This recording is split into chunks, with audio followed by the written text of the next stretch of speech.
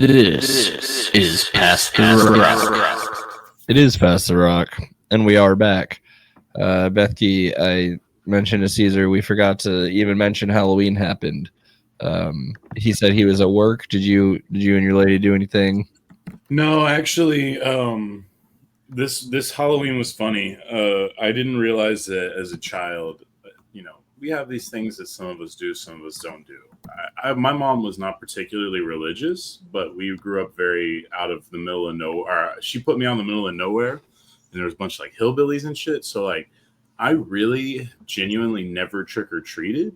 Damn. And I got out of it this time around. But it was funny. The reason I brought it up is because honestly, I had never even come to that like realization until she was like asking me about trick or treating. I was just like, oh, you know what? I never did that. I never did that. Yeah, I never did that. Well, like in college, I always got, we would go party and like, I guess I kind of Halloween is college parties to me, which is probably not. Well, I think for most adults, it's just another excuse to drink, but with a costume on. Yeah, didn't do much. Watched Weapons. If you guys seen Weapons yet? Me too. Yes, it was a really good movie. At least for me. I didn't hate it. It was very unique. Didn't love it either. I guess. I will say that the payoff of that movie was solid. The comeuppance. The comeuppance. Yeah, the comeuppance is good. I would say the only thing is whatever goofy ass thing we as a public did to that movie's marketing, just take that out of your mind. Okay. It was great marketing. We over analyzed it. Fair enough. That's the way I would say it. But I don't remember any of that. I just remember that it exists and that some people liked it. So that's all I know. I would say it was, when you talk about horror movies and how like unoriginal they can be, I think that's a big thing. Obviously, this is a guy from Whitest Kids You Know. I still haven't seen Barbarian, so I haven't seen the first one he did that people really liked. Barbarian is good too. But he's got my attention big time because he's taken on my favorite video game IP, Resident Evil. So fingers crossed. It'd be cool. He did a good job. He did a really good job with this movie in what it was. There was only a few parts that were kind of weird, and then I found out that he's a David Lynch guy, and then I was like, all right, never mind. Well, yeah, say less. That helps me know. Yeah, say less. Yeah, we passed out some candy. We watched Beetlejuice and Casper, which I hadn't seen either in a very long time. Nice. Yeah, I love short movies, man. Just get in and out. You don't need to belabor none of this stuff. It's great. It just feels so refreshing for a movie to be over, and you're like, oh, nice. No, I agree. There's a lost art in that, but I also... If you have a good enough, like Lord of the Rings, I'm fine with 4 hours on that one. That's great with me. I just don't need every movie to be 2.5. The worst one I ever did was the De Niro one. I still haven't seen that. No. That one I did do. The De Niro movie about America. Coming to America. What was it? Isn't that Eddie Murphy? No, it's old, guys. Once Upon a Time in America. That's a long movie. It's got like a minimum of like 4 rape scenes, bro. It is like the definition of hard to watch. Yeah. Definition of like, what the fuck did I just invest 4 hours? And there was a lot of great stuff that I'm sure cinephiles could go in on. That's a tough 4-hour movie. You say 4-hour movie? That's gross. 4 hours. Pretty much. But we handed out candy. Then we ended up going to East Side for a little bit, which is cool in theory. And maybe when you're buying drinks after you wait in line, you should try to like double or triple up if however much they let you. I only waited in line for a drink once. They had Scream on the big screen outside, which is fun. I wish they would have been playing the audio from that instead of just like whatever generic music they were playing. But it was still fun to Kaiser Chiefs. Just be surrounded. It was more, they were doing more like Tool and some metal, trying to make it, I guess, a little Halloween. But it's cool to see a ton of people in their costumes hanging out there at once watching Scream. Then we went to the smoking bar off the square because I knew I could get drinks faster there. Closed that place down. Almost saw a fight. Gotta love the after last call guy trying to buck up. What is the smoking bar called? Is this where the former lab was? No. Cletus's. It's part of what they call the Junction, which is Dusty's, Cletus's on the corner, and then Game Changers, which used to be Haley's. Oh fuck! So much has Oh, changed. Haley's, man. Well, Dusty's has been there forever. Cletus has been there for a long time as well.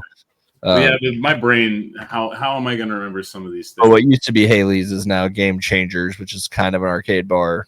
That's Let's see. also I'm going to pull LSA up on Yeah. the map and then just Google. 'Cause I remember Haley specifically just because it was home to 90s night, which yes, Haley's was a disgusting and fun place. Oh fuck! Haley's is not. Oh shit! Yeah, You you get, like, remember the 90s nights, man. yeah, dude. There's got to be someone. There's got to be a video somewhere of me rapping. Forgot about Dre, bar for bar in a All blackout doubles. state. People dropping bags of cocaine on the ground. Oh, Classic yeah. stuff. Anyways, but that was Halloween. It was fun. I thought about wearing my costume to the game, the North Texas game, but I was wearing like 4-inch like platform heels, and I didn't want to walk in that. Wait, what was your costume? It was basically like a disco Studio 54 type thing. But you did the You did the platform? platform. That's great. Yeah, I went to like a party earlier this year that was Studio 54 themed, so I bought some funny stuff on Amazon and decided to use it for a second time. Actually, here you go. Oh, nice. Nice. That's kind of cool, dude. I kind of just have a curiosity of how those wear anyway. It's not as bad as you would think, but my legs were super tired the next day after working a full day. But anyways, that was Halloween. And now we'll get into the big stuff, the football, the National Football League. Oh man, if only there was something to talk about with the NFL. I don't know. Nothing really happened, guys. You know, we're just your usual talking head points here and there, and then oh shit! Oh no, we're talking about trades. Okay, yeah. I'm ready for this. Don't worry about that. Anyway, gentlemen, let's talk about the biggest trades of the yesterday that happened. The deadline, which was deadline. yesterday. Yes, the biggest move that was made, according to the words of Jerry Jones himself, was Logan Wilson joining the Dallas Cowboys. Wait. This one I had not heard yet. Did he When say he- this prior to the trade that he teased, that was the only one they had done at that time was Logan Wilson. Yeah, no, Okay, the timing okay. of how he did that was so genuinely funny because it's like, all right, we got to trade. I'm like, he's teasing a trade right before Monday night. And then the trade that happens is a benched linebacker on a defense that's worse than yours. But arguably, I could still see where there's a positive like sign of life thing because of how bad the Murray guy has been. Oh yeah, no, Kenneth Murray's by far the worst linebacker I've ever seen. However, you know, when you go from like absolute dog shit to like, well, hey, this is a guy who just got benched on the 32nd ranked defense. It's like, And it's a different defensive style there, so maybe he fits better with the Cowboys. I don't know the X's and O's that well, but It's like maybe. Madden. Whenever he came over here, he got like a 4-point boost because of I mean, you know, if you're better at playing man and they're running zone or whatever, like I genuinely, all Cowboys fans are pretty much on the same page. We just want Overshawn back, and then whatever else is around him, we're just not concerned with at this moment. no. Things And listen, do- it's not like you traded much to get him. It was just a 7th round pick. Like, Yeah, no, he basically just replaces Kenneth Murray in this situation, but Kenneth Murray's still also available as a warm body if necessary. yeah. I mean, just hope to God he doesn't have to I take mean, the defense is a lot of warm bodies at this point. Like, it's mostly warm bodies, but it's gotten better. The bodies are better. They're bigger now. Yeah, and then speaking of added bodies to the Dallas Cowboys, they didn't stop there. So, in what could be argued as one of the bigger blockbuster trades of the deadline, right? The New York Jets, who are having a fire sale, sent 3-time Pro Bowl, 1-time All-Pro, Quinnen Williams, defensive tackle, to the Dallas Cowboys for Monty Smith, the 2026 second-round pick, and a 27 first-round pick. So they essentially traded Micah Parsons for Quinn Williams and got rid of Mozzie Smith. That's how I look at it. I know the money's different and everything. They get to that's the big thing, and the money is a big deal. I didn't realize that you're looking at re-signing this guy at around 26 a year, comparable to. I mean, he signed through the next 2 seasons beyond this one, also. Right. But, yes. So and maybe so even let's inflation. At worst, you're paying this guy like 30 something a year. Whereas Micah obviously was a $50 million hit. Yeah, I think right now he's half of Micah, basically cap wise. Yeah, but like I think continuously that he won't be like they won't necessarily ever be in a position where even extending him will be as expensive. And again, whether you argue that you could also just have both of them right now. But he's 2 years older, and, you know. yeah, and listen, I get the idea behind grabbing Quentin Williams, like going after him. What I cannot get behind is essentially using what you got back in the Micah Parsons trade for that, because it seems very short-sighted. However, it's Jerry Jones and the Dallas Cowboys, and nothing that they do, at least to me, makes sense once you dig deeper into the initial move. So I just try not to think about it. I'm like, whatever. That's usually a good principle. And this is what I have to think about it. To the different character things. Listen, thank you that I got here, so. Left him, thank you, so. I forgot he was the blush you thank you kid. Oh my god, I'm so excited for him to be on the team. Oh, he's gonna be fun to watch for sure. Look, you guys are gonna have your take, and that's fair. They're logical, but my take is very simple. This already has a chance to be the best trade of my entire Cowboys watching life. Better than Amari Cooper? Amari Cooper is currently the standard, but that lasted so short of a time. Where at least Quentin Williams comes to me at a time where I may be able to get 5 years out of this guy playing at whatever high to whatever good level for a while. Not to mention, it's been since David Irving that this has been a good nose tackle on the Cowboys. There's been a lot of years where they've legitimately said that 6th round Antoine Woods is going to be the guy. You know what I mean? And then there was the Mozzie Smith project. So. It's just really nice that there's actually a legitimate defensive player playing for the Dallas Cowboys there. It also feels like part of this you have to think about. Jerry seems to be extra spiteful to Micah Parsons with some of these comments that continue to linger. More than I feel like he was with Amari Cooper for sure. Well, Micah's also more out in the public about his stuff, so fair. But I feel like they're both meeting each other. At this point, it's impossible to do, but I'm pretty sure the Jones boys already have. You almost have to write out Micah as ever even having played for the Cowboys in your mind in a way, because that's how far removed these people were from themselves. I mean, it's all shocking to us because he was still a member of this team until the first game of the season, basically. But at this point, they're looking at it as, oh, we got these picks from that. Who cares? Whatever. We're moving forward. Who cares? We're just trading for a new asset now. Were you alive in 1992? That was the year I was born, so shitting my diaper for whoever. Charles Haley trade was in 92, so that might be the best trade in your lifetime. But was it 92 or was it the season before 92? It was right before the 92 season. So that's technically 91, right? No, like days before the 92. Okay. Oh yeah.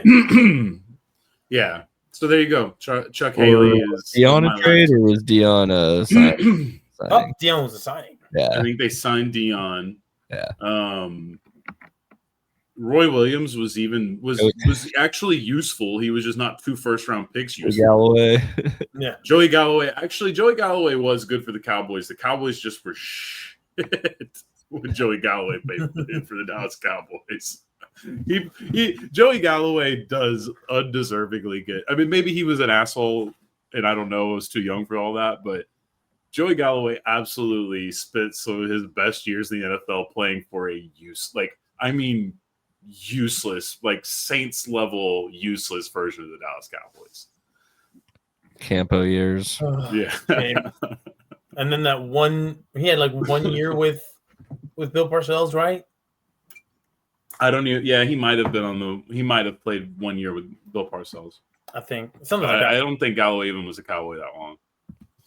Oh, definitely not. No, moving on from the Dallas Cowboys trades, we're still stuck on the Jets here because they, again, fire sale. Before this, right? They didn't. They kind of did, but they didn't. Well, I they mean, got rid of as much as three the NFL. guys. They got rid of 3 guys on defense. So that's kind of a fire sale. I would say it's impressive for the NFL. You really see midseason blow up like this. Yeah, but I thought for sure Brees Hall was going to go somewhere. That felt like a waste of an opportunity for them. But yeah, apparently they were hard stuck on getting a 3 for him, and nobody wanted to do that. And I'm like, you know what? I think the Whatever. running back market's weird, dude. Just draft one at this point. It's really or luck into what the Eagles lucked into, but I don't know if that's happening again anytime soon. Yeah, well, we'll see what happens there. And in the free agent market, I don't know who's a free agent coming up, but I imagine there's got to be somebody that worth taking a flyer on. Now back to the Jets though. On the defensive side of the ball, they traded away Sauce Gardner, and they got a hell of a lot for him. Way more than I would have paid for Sauce Gardner at this point. They send him to the Indianapolis Colts, and in return, they get 2 first-round picks. One this year, or one in the 2026 draft, and another in the 27th draft. And they add A.D. Mitchell to the receiving corps. This one felt super short-sighted, in my opinion, from the Indianapolis Colts. Because, one, they're all in, baby. they're all in on Daniel Jones. This is what this tells me. I'm like, are you sure that half a season of Daniel Jones, I get it, leads the league in passing yards, he's up there in touchdown passes, he's been playing really good football for you.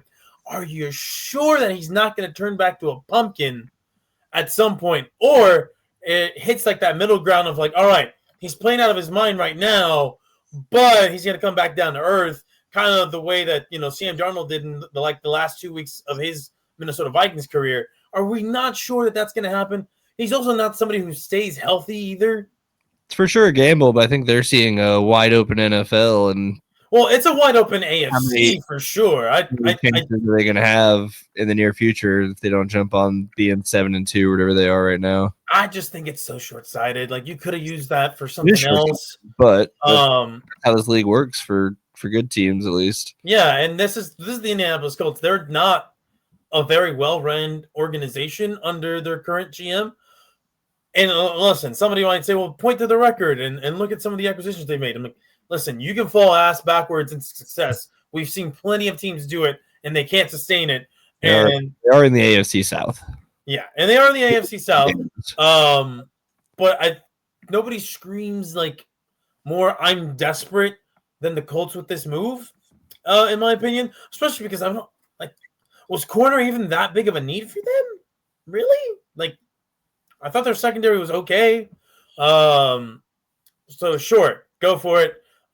This means you are stuck with Daniel Jones and Anthony Richardson going forward, and so good luck with that, I Indianapolis. did think that was a little interesting, is that they stayed with the AR. Honestly, a part of me wondered if there was a way for AR to go to the Jets in the Gardner deal. No, I think the Jets are planning on drafting someone. I don't think they have any interest in Anthony Richardson drama. I mean, at this Yeah. point, I feel like their fan base can't take it. But then at the same time, are Yeah.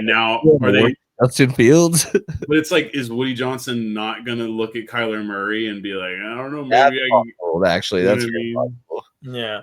Listen, and I, if anything, I would imagine that somebody like Anthony Richardson gets traded to somebody who actually likes to try to develop quarterbacks. I don't know how many of those coaches exist right now. Thinking is my bad. But like, again, like KOC Probably might be one of better them. than Carson Wentz. Yeah. Maybe I still am on the send AR-15 to the Rams and let him be the successor behind to Matthew Stafford. I'm saying that might just be the move for him. Although if you can't look good in a Shane Steichen offense, I imagine you're going to struggle to look good in an offense ran by Sean McVay. What if he goes to Denver and does like a Taysom Hill role for Peyton? No. No. I'm just gonna say no on that one. That's a waste. That is a waste of back to the Super Bowl. I'm still going to say no on his behalf. Anyway, now looking at the Jets side of these things, though, they have a haul, man. They got a haul. They got, 2 second-round picks in 2026, and then in 2027, they have 3 first-round picks. Now, if the Jets are smart, they will not hold on to all 3 first-round picks because it's never worked out for anybody. Look at all the teams that have had third, and it's not often, but hardly anybody has ever hit on 3 first-round picks. You want to flip one of those for an established player, right? And somebody will say, well, they had good established talents that they gave away. Listen, it's all part about a rebuild. You don't want to pay high-level dollars to these elite talents who are being wasted away on a losing team. You want to tear the thing down, build up through the draft, and then once you have a nice solid foundation, use some of those draft resources to go get established talents at key positions. Just simple football building 101. The Jets have proven they're not very good at that historically. So I don't know if they do it or not, but they're in a good position. Aaron Glenn might just be trying to bring that Detroit Lions formula to the Jets. We'll see if that happens. More trades to talk about. Gentlemen, the New Orleans Saints got rid of Rashid Shaheed to the Seattle Seahawks for a 4th round and a 6th round pick in 2026. This little fast receiver. Oh, he is their fast receiver, yes. He's a deep ball threat. He's going to work great opposite side of Jackson Smith and Jigba. And the Seahawks are quietly having a really good year. And their passing game has been quietly very good as well. So Rashid Shaheed adds a downfield threat that I don't think they had before. And so we'll see how long it takes him to integrate and really pay dividends for them. A 4th and a 6th for Rashid Shaheed, not bad. The Raiders, sticking with wide receivers, sent Jacoby Myers to the Jacksonville Jaguars for the exact same package that the Seahawks got for or sent out for Shaheed, right? A 4th and a 6th in this year's draft. I was expecting the Raiders to maybe go on a bigger fire sale than just getting rid of the disgruntled wide receiver. But hey, it's the Raiders. They're not a very well-run organization. You could have gotten so much if you just traded Max Crosby. I know they just gave him an extension, but fuck it. The Sauce Gardner had just got a giant extension in the offseason, and they already got rid of him. So, come on, Raiders. Do yourself a favor. But whatever. Let's see. What else do we got here? The Miami Dolphins sent Jalen Phillips, defensive end / outside linebacker, to the Philadelphia Eagles for a 2026 3rd-round pick. That's a little rich for me, personally. The guy does not stay healthy, and he has not been a super productive defensive end. He's still pretty young. I believe he's 26 years old. He's played with Vic Fangio before in the past. He is near the top of the league in pressure rate. However, he's near the bottom of the league in converting that to QB hits and sacks. So I'm not super excited about it, but it could have been worse. Let's see. What else? Oh, the Eagles also got Jair Alexander from the Baltimore Ravens for a 6th-round pick. The ghost of Jair Alexander is probably going to get cooked on the outside. That man has no knees left, no legs underneath him, but I'm sure he's going to be a personality hire. I think that's what he is on this team. Got to have that. Absolutely. And then lastly that I got here, the Los Angeles Chargers added Trevor Penning, offensive tackle from the Saints, for I believe it was the late-round pick. They did just lose Joe Alt for the season, so it makes sense that you try to get an established veteran in there. You don't want to go to your bench, especially when you think you have a chance at making the playoffs. So, yep. Gentlemen, are there any moves that you want to go more in depth in or want to throw your 2 cents in? Cowboys should have also gotten Minka. If You know it's what? going to be fun, he should have just done it, bro. Just Actually, be fun, bro. I Be don't know if you fun. saw this, Bethke, but they were talking. I saw this reported. The Jets and the Cowboys also had talked to send Quinn Williams' brother, Quincy Williams, as part of the trade. That fell apart, but you would have gotten somebody not named Logan Wilson. I've also seen people say that the brother's a free agent, so Might just join his brother in Dallas. Who knows? make that easy. They love family discounts. You know what I mean? But I don't even know I didn't know he had a brother. Is he good? I've never heard of this guy. He plays did for the make it. Jets, so He was a first team All Pro in 2023. Oh. I think. it's good enough for them to give you a 1-year deal. First team All Pro 2023, correct. Oh, there you go. Jaguars draft pick, and then he went to the Jets, so that's probably why you don't know much about him. Well, that and generally, where do you play at college? Maybe, Murray State. Oh, dude, I always watch them racers, bro. I mean, that's way more knowledge than I had on there. Listen, I the fact that you knew what is it their Murray mascot State? was. Yeah, you're right. You Yeah. are correct. But it's only because they hoop. Oh, they're Kentucky. Oh, okay. They hoop, so that's how I know. He's from Alabama. Yeah, no, the guy's been pretty solid in his career so far. All right.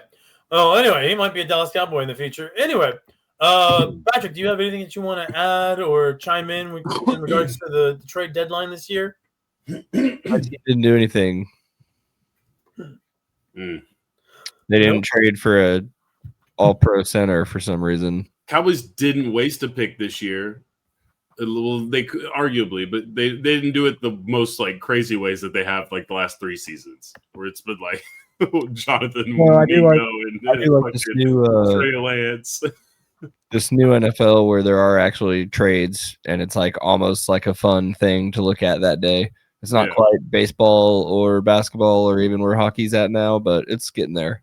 Yeah. Yeah, I mean, I mean, with the moves of Sauce Gardner and Quentin Williams, I think now that's the domino effect right there, right? Because you got all pros, guys on massive deals, getting moved for multiple first round or early round picks. This is what the NFL needed to get that trade deadline to really be a thing going forward. All right, now let's get some injury updates in there. There were some big time injuries to some well-known players. First and foremost, Jaden Daniels with a dislocated elbow on his non-throwing arm. Today, as of recording, right, the Washington Commanders are meeting to see how long he will be out for. I don't think it really matters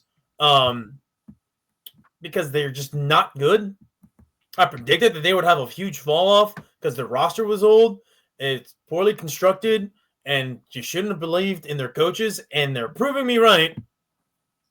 If they are smart, which they're not, they would just shut him down for the rest of the year, tank, get some fresh picks in there, and see what talent you can flip in the offseason to keep building through the draft. But yeah, gruesome injury. Also, really fucking stupid. You're getting blown out on prime time, and you keep your franchise quarterback in there. For what reason? You weren't going to come back. So why are you rolling him out there? The only thing I think is he's missed some time, and he does need game reps. Yeah, but at that point, when you're getting blown out and you are as highly invested in as he is, right?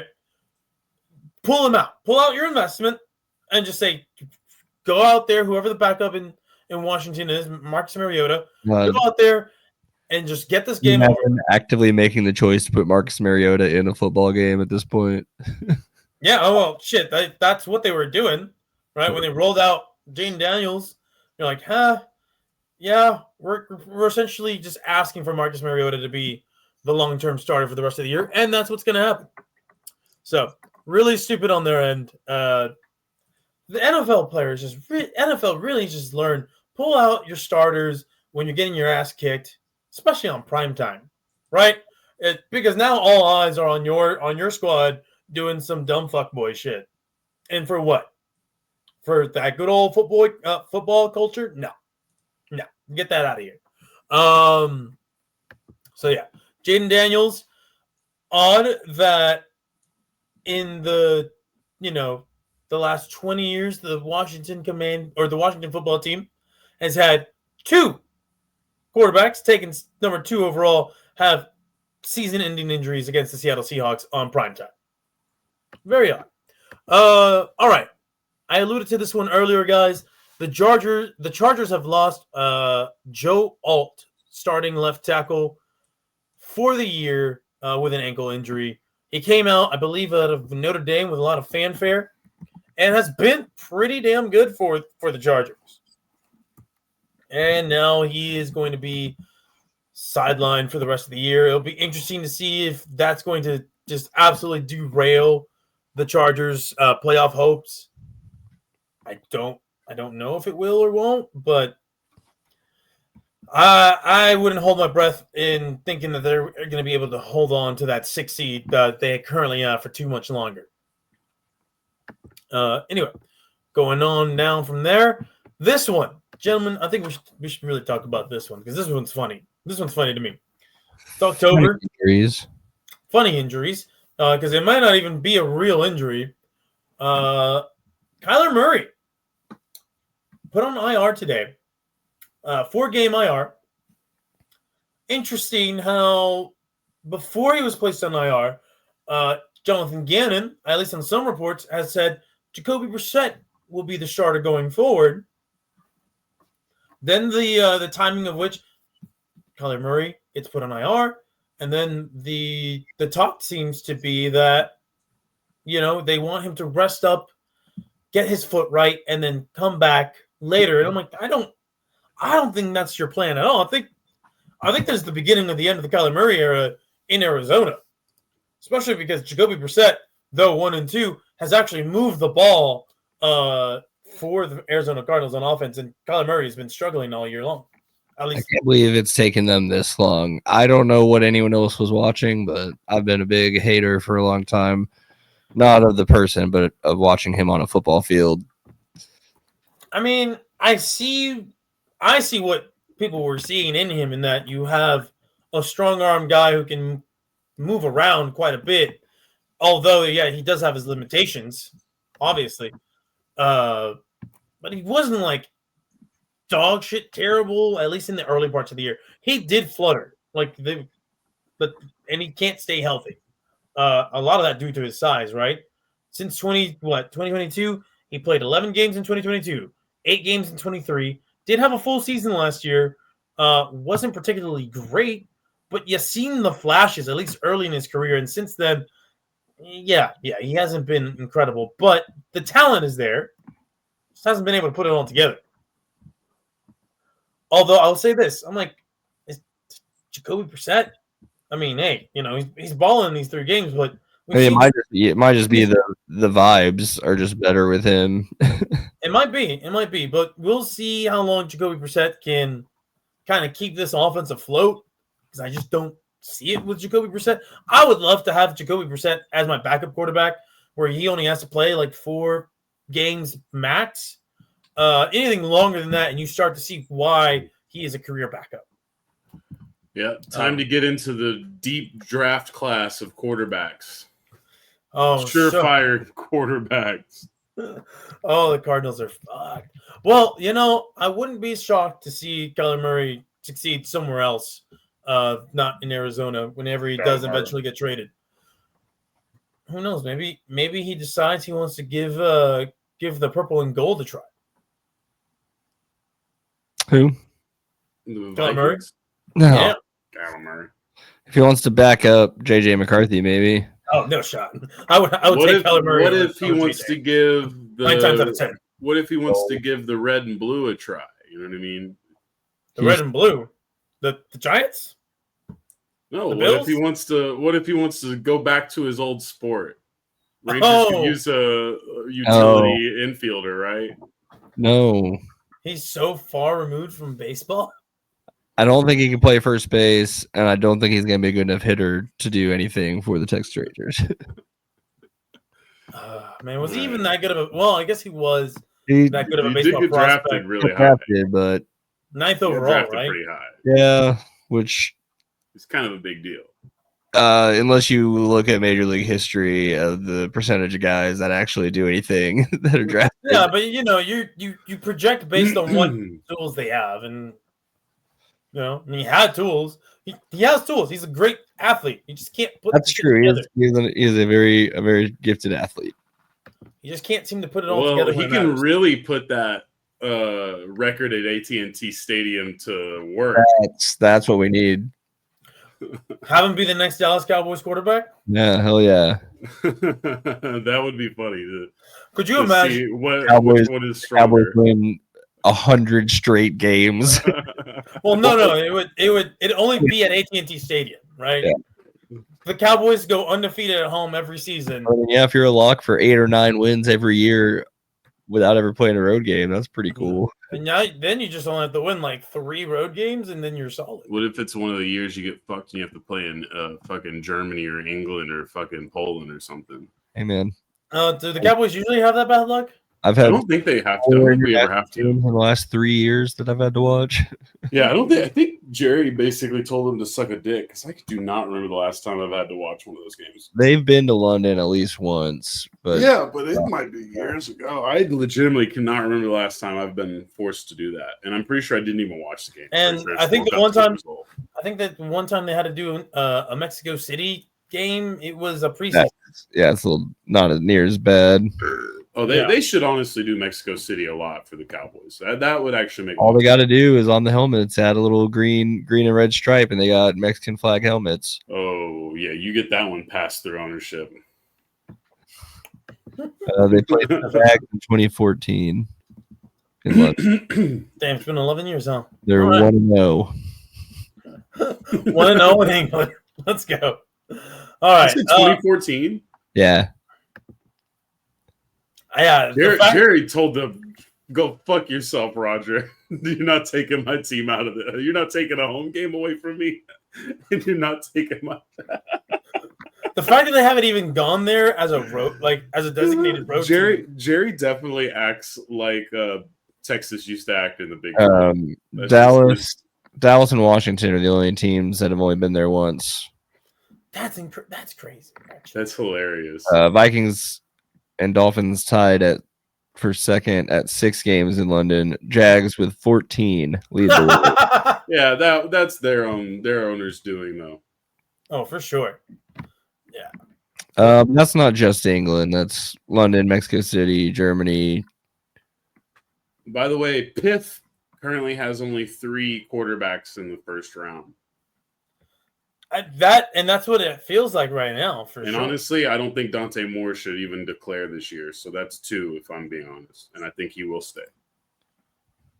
Yeah, But this also might be drastically underselling others because they didn't have Sellers in there at all. It was Piff after all. Yeah, but I don't think Sellers is going to declare this year either because he. Honestly, when you look at The Saudi investment fund PIF. I was like, what do they have to do with this? oh, that's going to be North Carolina, and that's why Lenore Sellers will be the quarterback of North Carolina next year. He's just going. Messmaker can go get that oil money. No. But if the 5 of these guys declare Sellers, Moore, Simpson, Mendoza, Mateer, that's not the worst crop. I don't know who's going to be the one and who isn't, but that's not the worst crop. I think Mendoza's in line to be the number 1, which I don't. Yeah, it's fine. He'll be fine. Anyway, back to the injury news, gentlemen. The Bills' offensive tackle Ed Oliver, former, I believe, 9th overall pick out of Houston, will be out until the playoffs at the earliest. Tucker Kraft from the Green Bay Packers, tight end, out for the year with a knee injury. And lastly, on the big name list, Washington's Marshawn Lattimore is also out for the year with a knee injury as well. So, one of those two of those injuries right there could definitely change the tides of the AFC and NFC respectively. Ed Oliver just sounds like a 1970s like third baseman or something. That's a cool name. He also just sounds like a dad in a 1980s sitcom. Yeah. Yeah. But yeah. Anyway, gentlemen, let's take a look, shall we, at the standings, as I alluded to. Here at the halfway point of the NFL season, we're going to look at the conference standings. I know we did this, last week? But we can do it as well, as there is no real midpoint in the NFL right now. So I'm going to rattle off the division winners, the current division leaders, rather. And then, gentlemen, I'm going to try to have you fill in the blanks if you can. Oh, then I shouldn't be looking at this. Yeah, probably not. Either way.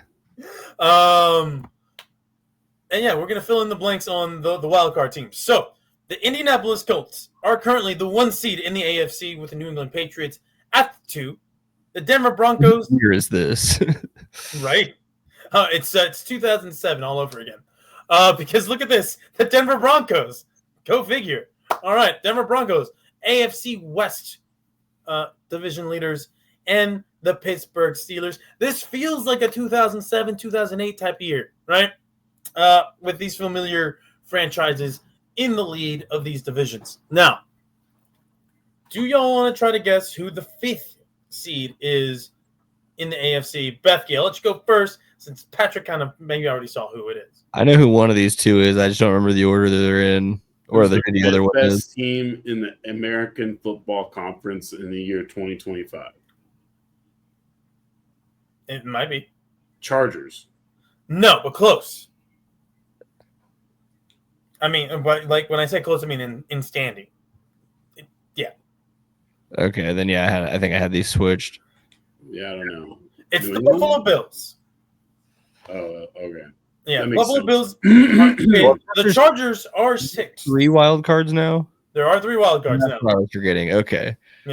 And do you guys want to take a gander at who number 7 is? I definitely know this one, so I'm not going to say. All right, Bethy, do you want to try it again? Bethke, I'll tell you who number 8 is. Is it the Jaguars? Yeah, okay. Yeah, the Jaguars are the 7th seed, and the Kansas City Chiefs are the first team out in the AFC playoff picture. Well, they're coming for one of those spots. I'm thinking they're coming up for that Los Angeles Chargers spot. I really do.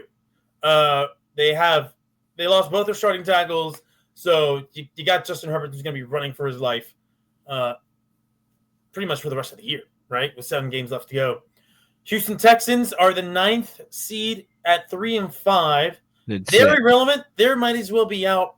Now, here's where things get a little interesting. Lamar Jackson returned this past Thursday to the Baltimore Ravens, who are 3-5 in the 10th spot, but a favorable schedule going forward, I think. It's tough. They got no room for error, really. No, not at all. So they got the Vikings. That's a winnable game. Mhm. Right? The Browns, winnable game. Yeah. The Jets, you should win. The Bengals, again, winnable game. Steelers, nobody's really scared of the Steelers. The Bengals again. And then it's not until the end of the season where you really go through the ringer here with the Patriots and the Packers in that order. And then again, you have a rivalry game against the Steelers. So you really have to. The scenario where that Packers game, they might not be trying because they might have already locked in a 1 seed. Maybe. Although we'll see. They did lose their starting tight end, who pretty much makes that thing go in Green Bay this year. And who is a huge figure in their run game as well, since they do like to do 2 tight end under center runs quite a bit. And I just don't think whoever their second tight end and third tight end are going to be able to keep that level of production going for Green Bay. But yeah, Baltimore has no room for error, right? 3-5. Basically, I think the most that you can afford to lose is a singular game while you try to catch up to the Kansas City Chiefs, Jacksonville Jaguars, or the Chargers in this case. As far as I'm concerned, I mean, their best path to victory, either win out and win your division, or win out and enter the wild card. That's it, right? I mean, enter that last wild card spot, because I just don't think they got any other path going forward.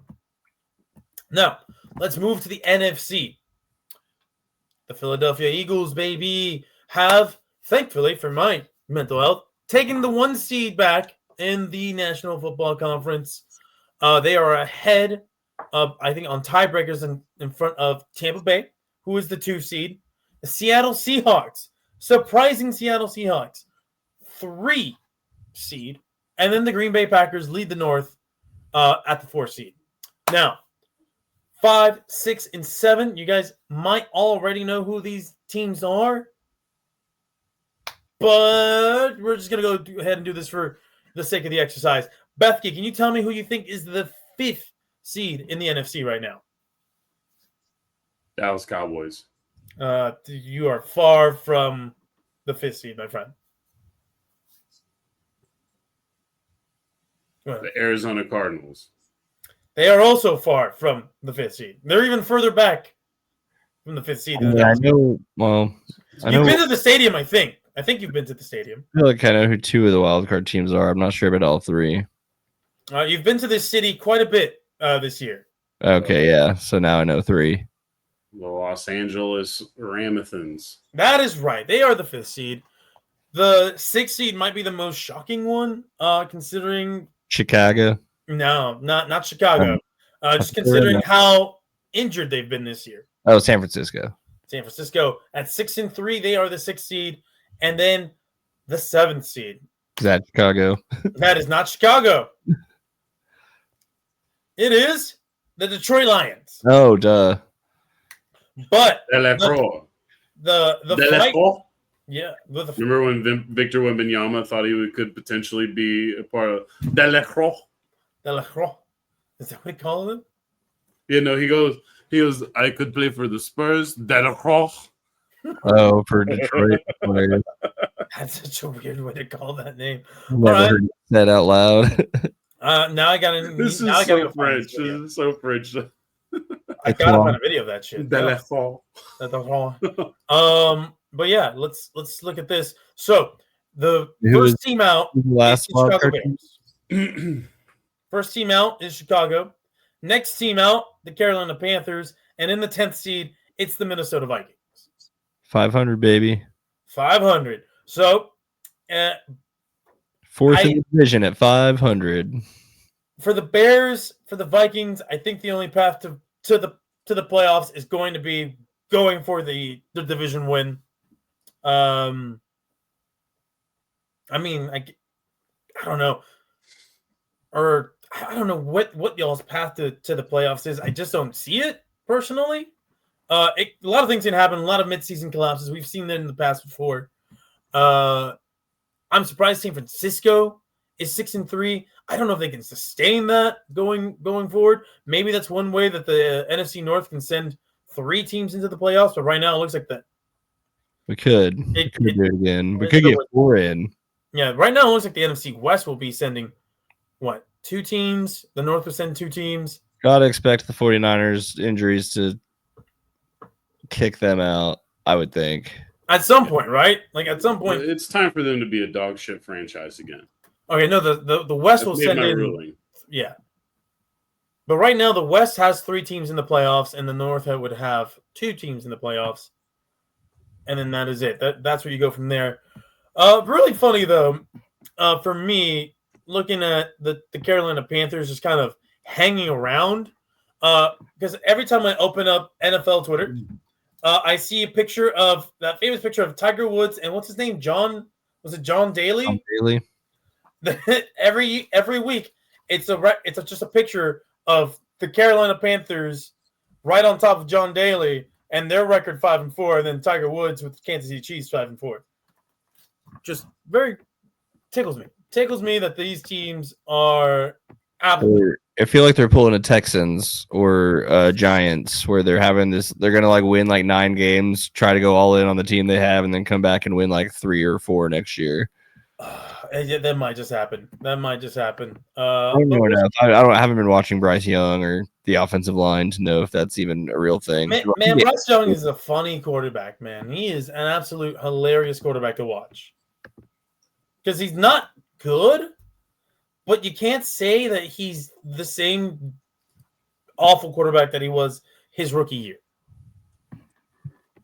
But it's just the Carolina Panthers, they have a negative 35 point differential, and that just tells me that they are they're not actually a good team, so I don't think they're actually going to make the playoffs, but like I said, anything can happen. Panthers are going to win the Super Bowl. Panthers Jag Super Bowl would be the funniest one possible, I think. Oh my god, that would break the record for least watched Super Bowl of the modern era, I think. You wait till the Vikings get in. We'll bring those ratings down for you, baby. Hey man, All my teams, every single one of my teams is a ratings anchor. Well, not anymore. Spurs are in a different place now. But they're still not. you LA telling me people don't want to watch Jay Jettas in the playoffs? People don't love the Vikings, Rangers, and the Stars the way I do. Yeah, the Rangers are definitely fucking tank. Oh yeah, that is Top asking for everybody to watch. market, but nobody gives a fuck. Mm-hmm. All right. Well, that is the current standings and records in the NFL. Now it's time, gentlemen, for me to bring you all of the light.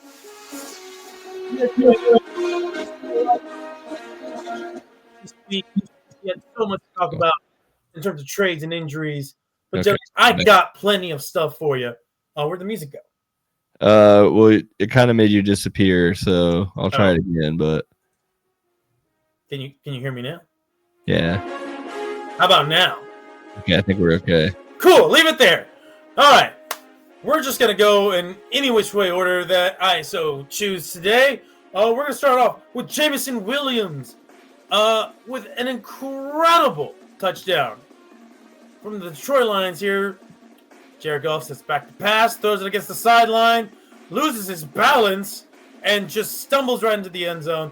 That is one of those great, I accidentally fell into a touchdown play. A big part of my fantasy teams, both of my teams this year, actually. Nice. All right. Now, Sam Darnold. These are the moments that I live for whenever I decide to talk down on Sam Darnold, because he will make plays like this, scrambles, tries to make a play to the defense. Just a bad play. Just a bad play. Yeah. That was a competitive game. Oh yeah. Now, I want to now take this time to look at this low light right here. Now, this low light is not for the person throwing the ball. It's for the person who had a chance at catching this arm punt, which I titled it arm punt, but after looking back at it, I'm like, oh, his arm got hit. That's why the ball looked like that.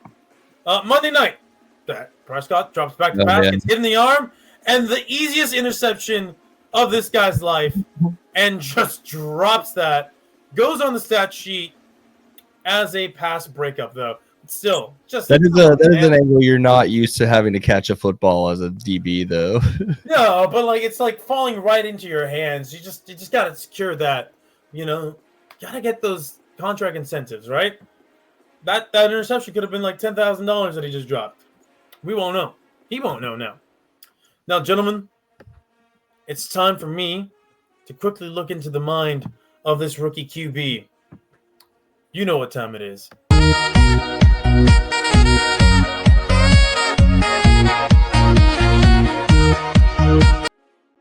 Oh, Tyler Shucks goes back to pass, tries to escape the rush, and then just throws it directly towards the defensive back. That's Rashid Shaheed had no shot at that, and it didn't matter. Tyler Shucks just said, fuck it, somebody's down there. Better than taking a sack. Except, was it, Tyler? I don't think it was. All right. Now, this one might have been my favorite offensive play of the week, courtesy of Colston Loveland. okay. Williams drops back to pass, throws it to Loveland, breaks the tackle, and rumbles down the Big field 12 tackle. for a 58-yard score for the win. Definitely my a big goodness. game right there. I'm pretty sure I picked the Bears in this game, and that's what won it for me. What an incredible game. I don't know if I had that on the train wreck for last week, Patrick, but if I did, it lived up. Was it not? It probably was, but I do not remember. I don't have it All written right. down. It probably would have been on the skip it, honestly. Knowing my luck with calling those games. All right. This one is a low light for was it Deron Bland? I believe it's Deron Bland. Yes, it is.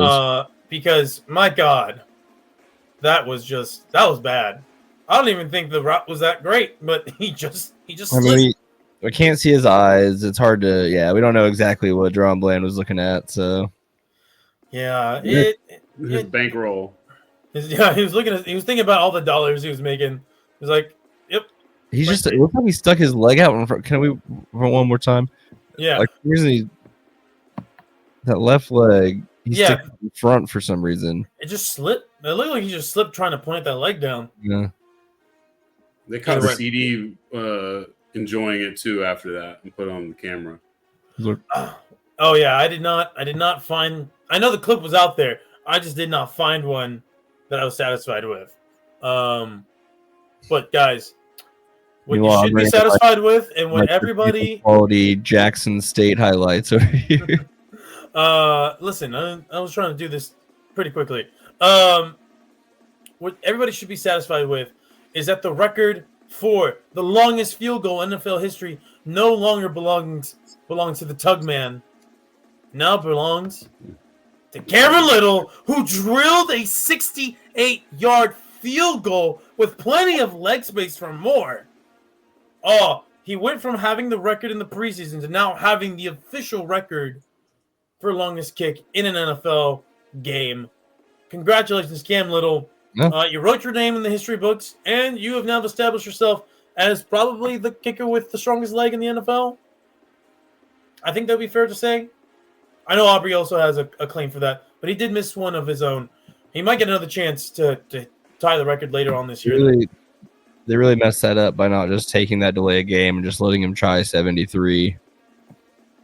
I think Brandon Aubrey could probably hit it. Like, he has Well, I mean, the leg strength. I think he did. I think would have been good from that far, just if he had a little more Just time to straighten it up. But it would have been, yeah. Like it is sad that he missed it, but also like if he had made it and just tied the record on the same day, just not as fun for him. So, No, but I still think it'd be fun for us. but he did say Good before audience. this season, on the Dumb Zone podcast, that he thought Vegas would be the place to break it. So he was right about that. Oh, there you go. All right.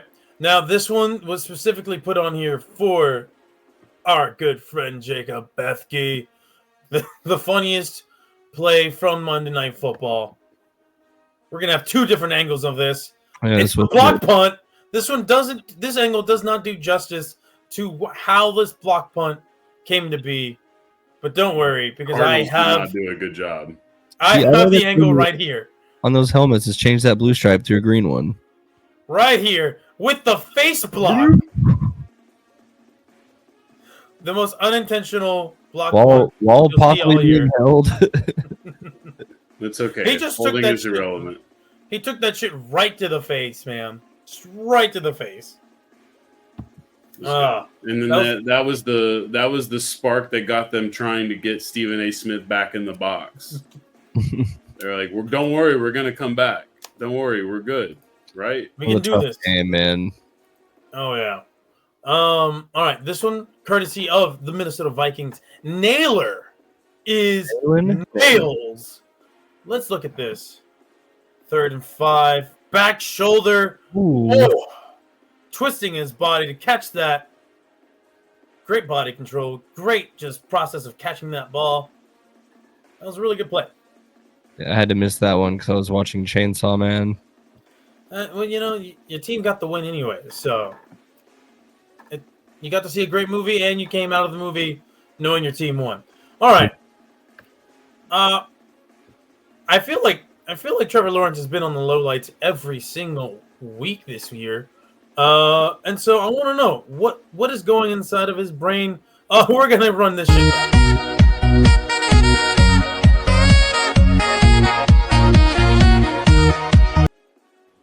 He drops back the pass in the red zone and just throws. I don't know what he saw, what he thought he was going to do there, but my God, that's got to be one of the worst interceptions I've seen him throw. And he's thrown a lot of bad ones, but this might take the cake because It's he's like falling back. He just really thought he was going to be able to force that one in there, but he had like no power because he's stepping back into it. yeah, like one more try. Trying to do it all with his arm, but his arm's not strong enough. Like he has a big arm, but like even then, like my God, that was. And the trajectory of that ball was so low too. I'm like, Yeah, that's if you're gonna try that, go up, make the He's playing yard Madden jump for it. interception if I've ever seen one. Yeah, like that was bad. That was bad. Anyway, let's go back to the Vikings Lions game. Because there's been a theme this year. It's special teams, and it's been blocks.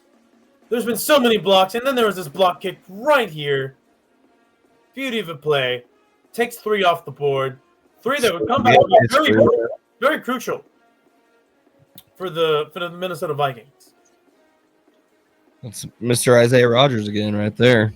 There you go, man. Making up for. Defensive Player of the Year. I don't think that's gonna happen for him. But But with the Vikings version, I'm sure each team does their own versions. the teams. All right, fair enough. All right.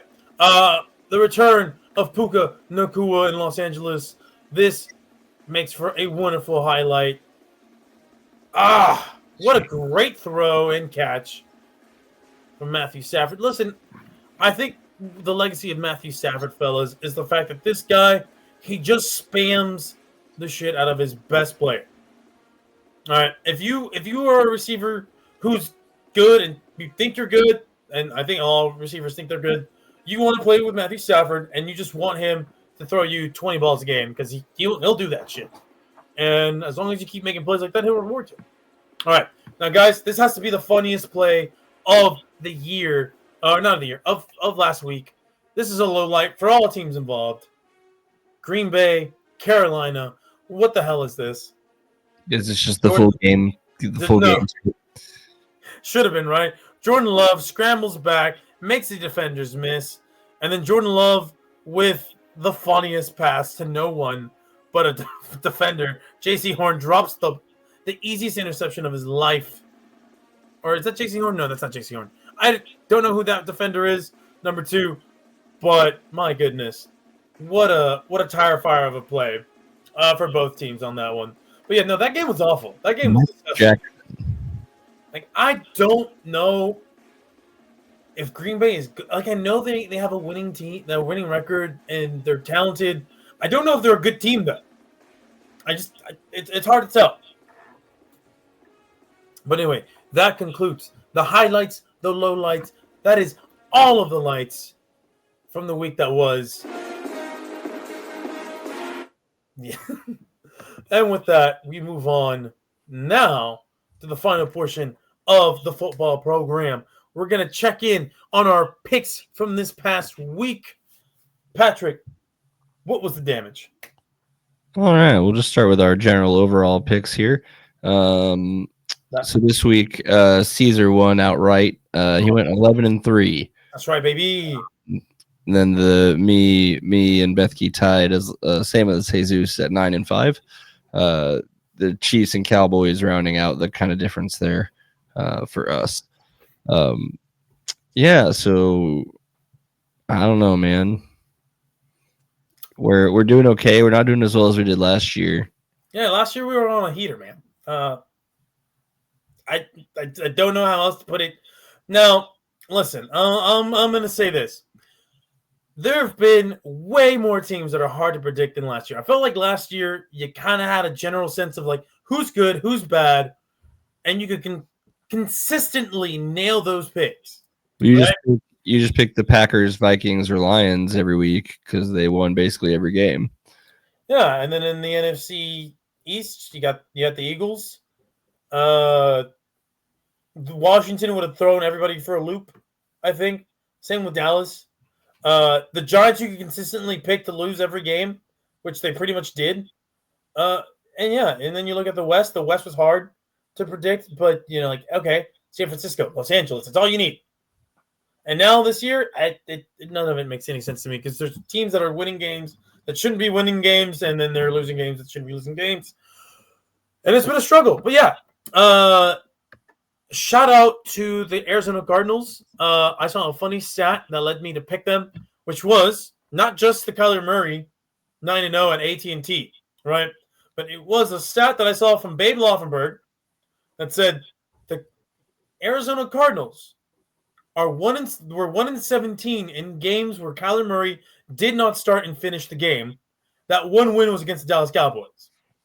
And that's all I needed to know. I was like, thank you, Babe Laufenberg, for letting me know that I should pick the Arizona Cardinals to win a game with Jacoby Brissett because it just felt like it was going to be the natural order of things. And then the Bills, man, like, come on, they always beat Kansas City in the regular season and lose to them in the playoffs. That's all it was to help me pull away at least. But anyway, how's Jesus doing against us? So he had like I said, he tied with me and Bethke, so we all pretty much held serve. You got a little bit closer. As a team, we pulled 2 wins this week to his 1. So we technically gained 1. He's still up 8 with half the season to go. All right.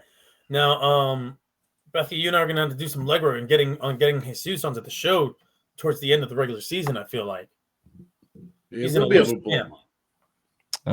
But other fun stats I looked at for halfway through the season with these really, really high quality graphics I made. So Jacob, you're doing good at picking Saints and Jets games pretty well. But Eagles and Cardinals are giving you a hard time. Well, no, the Eagles one's not giving him a hard time. He is purposely doing this to himself with the hate pick. No, I mean, the Eagles deserve to lose every game. But that doesn't mean they will lose every game. Yeah, but they deserve to anyway. And eventually they'll be vacated of all of these wins because of some nefarious thing. And I'll look right. All right. Now let's take a look at C's. Similar best with the Saints score there, and then the Rams. Struggling with Pittsburgh and Atlanta, though. That doesn't seem to be your... Dude, Atlanta doesn't make any goddamn sense. You picked them to win 3 times. They've lost all 3 of those. And then you're 2-3 when you pick them to lose. It just doesn't make sense. What about the Steelers? What am I with them? I know it's 25%, but like Pittsburgh. when I pick them to win, I feel 1 like and 2. You're 1-2 when you pick them to win, and 1-4 when you pick them to lose. I just can't get a grasp of this team, I guess. No. Another small side note. It's weird that the LA Rams have a logo that looks like it's an LAC. I just now am noticing that. And then I don't even know how to explain this, but supposedly I'm 100% at picking Bucks games this year. I don't expect that to last. And then the Saints were all the same, basically. I have not picked the Saints to win one this year, so you just pick them to lose, and they go 1-17, and you look really smart. And the Chargers, I'm having a real tough time with. And the Chiefs too. That's surprising. The Chiefs, yeah, just because I thought they'd win some more games, even though they started slow. But the Chargers, they've won all 4 games I've picked against them, so I don't know. Wait, this number seems wrong. No, that's right. Yeah, I am. I've got a few zeros on picking teams to win. It's fun advanced stats. As far as our overalls, we're still looking pretty similar, I think, to the last time we looked at it across the 2 years.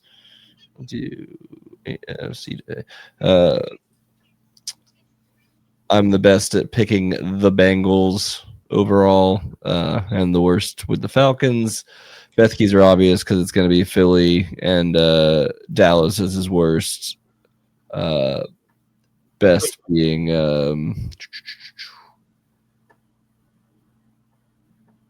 looks like Tennessee. Bethke's good at picking Tennessee. Such a random team to be so in tune with. It's like a 76%.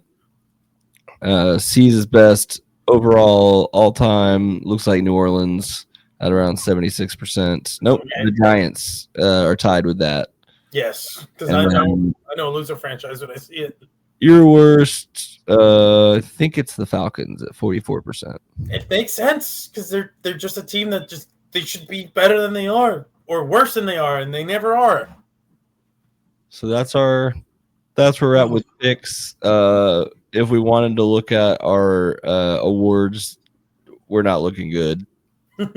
Our division winners, not looking great. We all got Buffalo lined up, though. I think that'll sit. Well, hold on.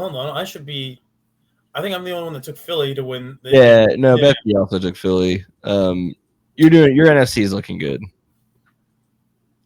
Who do I have in the NFC? Go Detroit and Tampa Bay. Oh yeah, San Francisco can still win that, huh? All right. Yeah, and Detroit could come back and win that pretty easily too. So, yeah. But Bethke took Arizona and Atlanta to win their divisions, and that's unfortunately might Still not. time. I took Washington like an idiot, and yeah, that's pretty much the difference in all those. Seas is on track probably to get that 12-5 record. Dallas at 10-7 could happen.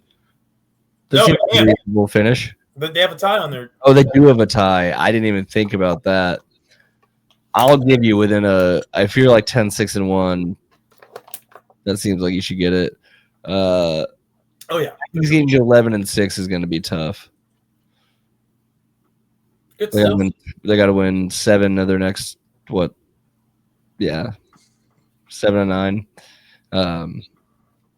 Anyway, Not out of the realm of possibility.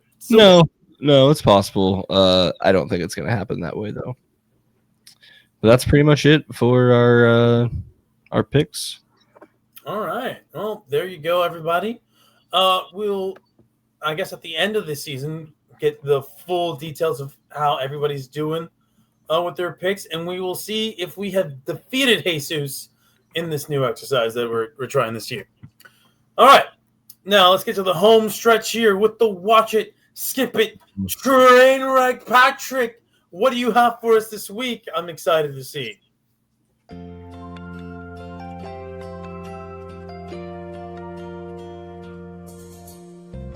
Oh,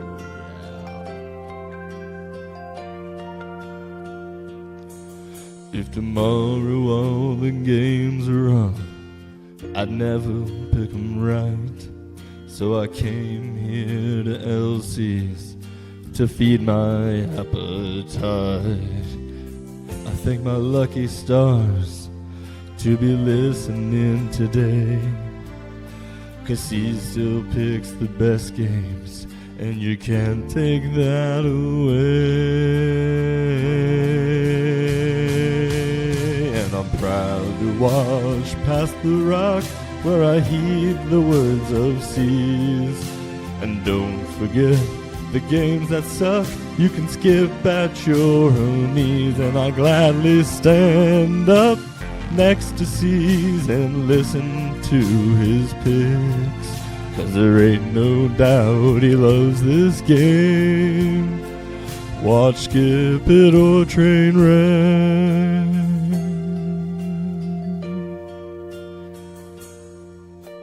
Train Wreck, Skip It, America. America. A little bit Oh, of shit. there for you. That was beautiful. Oh, that was beautiful. God, that one. That's another one where I like write it and then I just go to start recording and I realize how high he's singing and I'm like, oh, that's gonna be worse. I gotta aim low. Oh, you're aiming low vocally, but you're hitting all the highs of just quality content there. Oh, all right. One of these days I'm gonna want to hop in the booth with you we can have a duet. Hell yeah, dude. But anyway, I love to do I Want to Dance with Somebody, but I can't sing any of that. neither can I, man. Neither can I. I might be setting the bar too high. You know what? Get a what are they called? What's the stuff that Stevie Wonder used to use? The little tube to change his voice. I don't know. What's it called? The voice recorder. I think I feel like you know what I'm talking about. Voice recorder? Is that what it's called? Oh my god, what is that idiot guitar player who came up with Peter it? Frampton. Yeah. You would put the tube in your mouth and then you would like hit the keys to change your voice as you would sing. Oh yeah, I don't know what that's called. All right. Well, anyway, I feel like you could do one of those to maybe help your hit some notes. I don't know. Gotta learn how to make auto tune work. That too. All right. Now, on the Watch It, Skip It, Train Wreck, I have 2 games in each category for you guys to consider. For the Watch It, I have Pittsburgh against the Los Angeles Chargers on one docket. On the other side, I have the Green Bay Packers against the Philadelphia Eagles on Monday Night Football for NFC supremacy.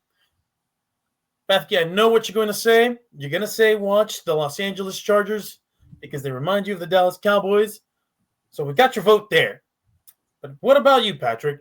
If you had to pick between one of these two games to watch, which one would you choose? I think Philly Green Bay is going to be a better game. There should be an honorable mention for Pats Bucks, though, as a dark horse in that conversation. So I thought about that, but then I just remembered that the Tampa Bay Buccaneers are still kind of reeling from injuries. Yeah. So it is, it's a Tom Brady Bowl, right?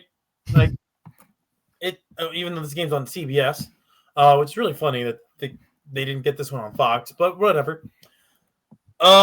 He's busy with his new dog, so his new old dog that he cloned, which is a story that just floored me. But I'm like, hey, man, I guess when you're rich as hell, you can just kind of do that, right? Also invest in the company, so yeah, no, for sure.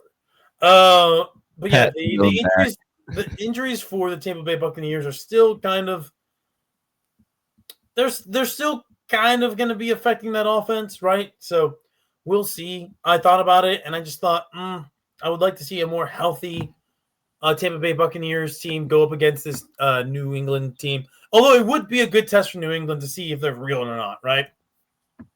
So that can be an honorable mention for sure. Packers, Eagles, definitely. Oh yeah, that one just has so much NFC playoff implications,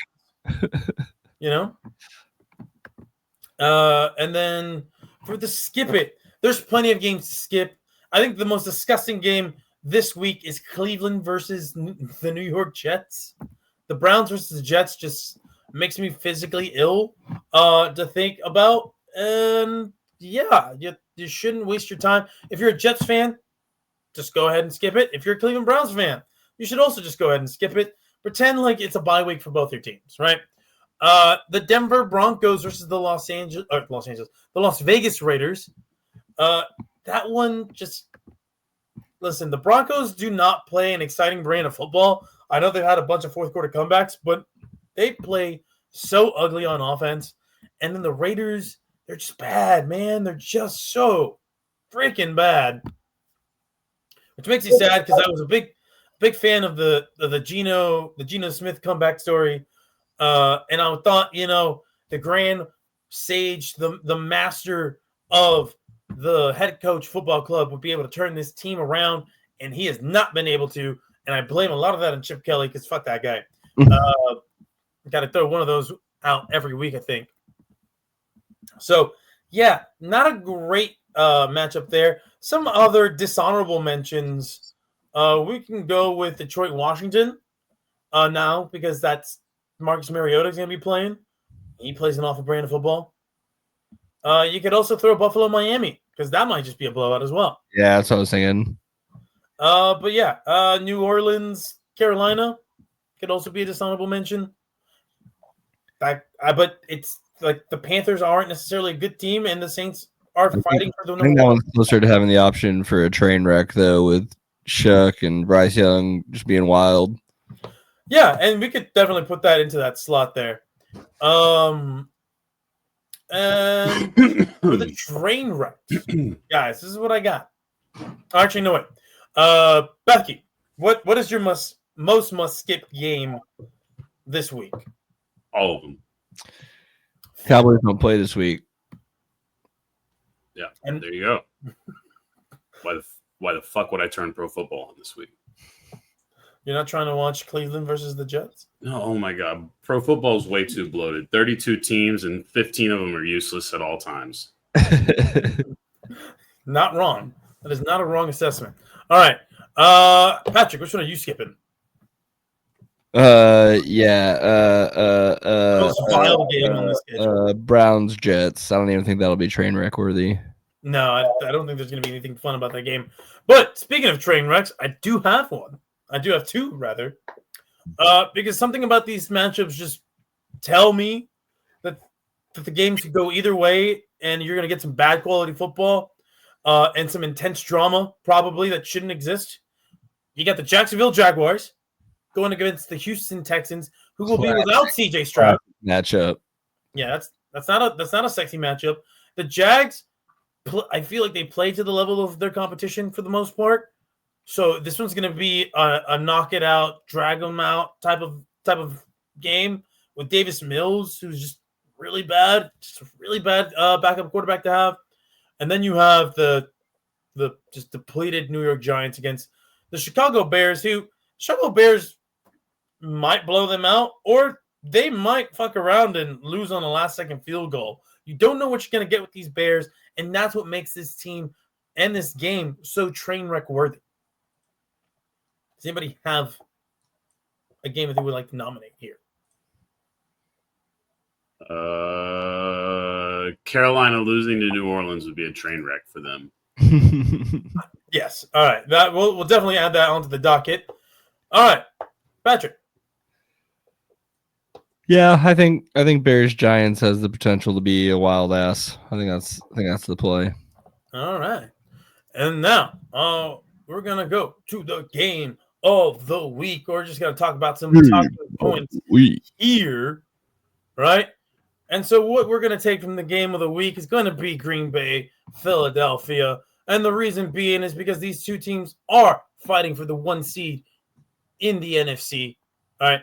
Green Bay lost their star tight end. You could argue that he was having the best season of all the tight ends this year. And then you have on the other side, you have the Philadelphia Eagles, who they've made some moves to bolster their defensive ends, their defensive line with Jalen Phillips. They bring back Brandon Graham, right? They add Jair Alexander, Michael Carter the second from the New York Jets to try to figure out if they can do something at that number 2 corner spot, right? Whether it's move Cooper DeJean onto the outside and have Michael Carter slide into that nickel spot, or maybe the ghost of Jair Alexander's legs will come back to life just long enough to be an adequate number 2 corner. I don't believe he'll ever reach those same heights that he had in Green Bay. So you look at the other side as well for the Green Bay Packers on offense. Yes, they've lost Tucker Carlson. Tucker Carlson. Tucker Kraft, rather. And you have Jordan Love, who has been playing up and down football all year long.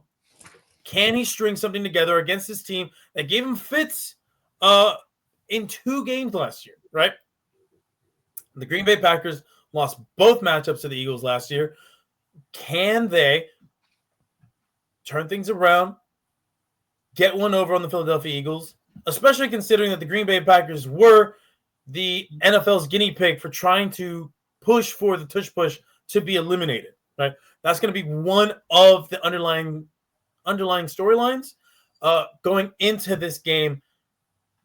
I imagine the Philadelphia Eagles, being as petty as they are, will try to run the QB sneak or the tush push, whatever you want to call it, multiple times in this game just out of pure spite.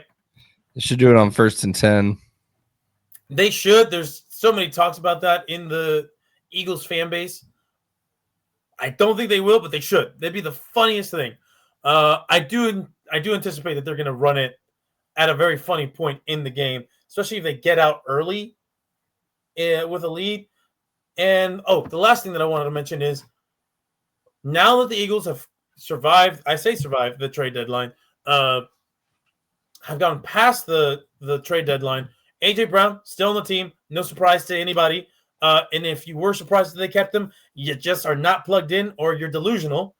I mean, the only way that works is if you get 3 first-round picks. Jamar Chase or Justin Jefferson back. Yeah. Or just an insane haul of draft capital that Howie Roseman can then turn around and give that to somebody else who has a star wide receiver. That was never going to happen. He's on the team. He's going to be on the team for the foreseeable future, right? It's just a question of, can they get him the ball enough times for him to just be satisfied, which they can't. They've done it before in the past. They just need to kind of get on the same page there, the coaching staff and A.J. Brown. I believe that Jalen Hurts and A.J. Brown are on the same page. They may not be super best friends like they were when he first got to Philadelphia, But AJ Hurts knows where his bread is buttered, and that's when he throws to his two best wide receivers. So something to look for in that game as well is just to see if the game plan revolves around getting him the ball. If the running game is reestablished in this matchup against the Green Bay Packers, where Saquon Barkley first broke out last year when he had, I believe it was 3 touchdowns against the Green Bay Packers. Green Bay Packers have a lot to prove, or have a lot that they need to prove, and this would be a win for them that can help establish them as being an actual true contender and not just one on paper. So that's the things that you need to look forward to on that game. I think the Philadelphia Eagles are going to win this game. Predictions, wins and losses, not something I've been doing for Game of the Week, but I just realized I skipped past our picks for the week. Actually, before we end things, Patrick, I'm going to circle back to our picks. Okay. All right? Okay. All right. So, for the audience at home, we are all in favor of the Denver Broncos beating up on the Raiders. We're all in favor of the Indianapolis Colts beating up on the Atlanta Falcons. We are splitting the difference here with the Giants and the Bears. Bethke loves a good underdog story. He's going with the Giants. We're going with the Bears. Honestly, that's a toss-up game, even though the Giants are really bad. We're all in favor that the Buffalo Bills should beat up on the Miami Dolphins. And then here's where I stand alone in the Minnesota-Baltimore game. I've picked the Baltimore Ravens led by Lamar Jackson. You guys are going with Minnesota. Honestly, it could go either way. Yeah. I had Minnesota last week and then changed it to Detroit last minute, and now I feel bad. Yeah, I don't blame you, man. That division games are hard to predict as well. Cleveland, New York, that one, nobody wins this, right? Like nobody here's going to. No one's a real winner in this game. The teams and us, the hosts of this show, included in trying to predict this game. I've picked the Jets. Y'all have picked the Cleveland Browns. I think the Jets are trying harder to lose than the Browns are. Perhaps, right? But then I feel like Aaron Glenn really wants to win, So he might try to do his best to just rally the team around the fact that the front office is trying to tank. True. Tampa Bay, New England. Bethke has chosen Tampa Bay. We, Patrick and I, have picked the New England Patriots. Again, this one's a toss-up. It could go either way. I wouldn't be surprised if Tampa Bay runs away with this. I wouldn't be surprised if New England also runs away with this. Or it could just be a really tight matchup. Who knows? We are all in agreement of the Carolina Panthers beating up on the worst team in the NFL, the New Orleans Saints. It's really hard to argue otherwise that they're not the worst team when the Jets exist. But you can kind of see a vision where the Jets can win games. They just haven't been able to actually do it. There's a reason I picked the Jets to win at least twice this year and never once the Saints. There you go. The Jacksonville Jaguars, we are all in agreement that they should beat the Houston Texans, especially with no CJ Stroud. Seattle, Arizona. You two have picked Seattle. I am going with the upset. It's a division game. It could play that way. Absolutely. And listen, there is no Kyler Murray who is distracted with video games playing in this game. It's Jacoby Brissett. He's going to be all business. And like I said, he's good for 4 games. This would be his 4th start. Yeah, I was wondering when does the tape catch up? And so I'm going to think it's right around after this game. Also, weirdly enough, Seattle only 2-2 at home. Only 2-2 at home. So maybe there's something to them not being able to play well at home. Detroit, Washington, we're all in agreement Detroit should beat up on Washington. Pittsburgh, Chargers. Patrick and I have picked the Pittsburgh Steelers. Becky has picked the Chargers. Again, this is one of those toss-up games. It's going to be hard to nail this one down. I wouldn't be surprised if our records for the week are in the 500s or in the low 400s, honestly. And then in a rare turn of events, Bethke, this one, I need you to come in here. So I know you have, these are 2 teams that you hate pick against frequently, and rightfully so. What went into your decision on picking the Eagles over the Packers? Is it just you have a more recent disdain for the Packers, or did you just literally flip a coin? Do I not still own Green Bay's pick? I don't know actually. Depends, The answer is right? yes. It No, depends, they, right? it's the pick that's being given away is 27, guys. Okay. 26, the Cowboys still have 2 first-round picks. One of those being the Green Bay Packers. Simple, it's business, it's not personal. All right. Well, this for this game, it's business. At least some logic. There's more logic to it when it's these two teams playing. Fly, birds, fly. Close enough. And then Patrick, you have picked the Green Bay Packers in this game. I think this one's also could go either way. Not really. Yeah. I won't be Yeah, surprised if the Eagles blow them out by like 3 scores, but I also won't be surprised if the Packers win by 10. So Same here. And yeah, with that, gentlemen, that the concludes. Eagles secondary is concerning. It's not concerning. It's only concerning one spot. Yeah. All right. Everything we just need Concerning to find a Concerning good in the corner two. leadership Jordan category. Love is good enough that he can exploit that. That's kind of where my thinking is. Well, fair enough, man. I would love for us to have a real cornerback too, but we don't have that. Maybe Jair Alexander just Can't remembers have- he hates You Green can have Bay. everything, all right. The Yeah. Jair Alexander revenge game. Yep, on where he gets Yeah, thrown at. It's true. I think he had one of those with us and then immediately went bad. Hey, listen, as long as you can get up for one game, that's fine. I'll take that. And yeah, that'll conclude the week. That is this week, and we'll convene next week to talk about more. We're halfway, boys. 7 games left to go, baby. Don't let him lie to you. There's still a 3/4 of the league's season to go. Yeah, and then the playoffs and all that. There are 7 more regular season games for a lot of teams. How about that? 9 more weeks of regular season football, and then we'll do the fun stuff, the more fun stuff. There you go. All right, guys. Well, happy Guy Fawkes Day and other stuff. Football day. I don't think anything crazy is happening this week. Nope, just a normal week. All right. All right, Bye. Deuces.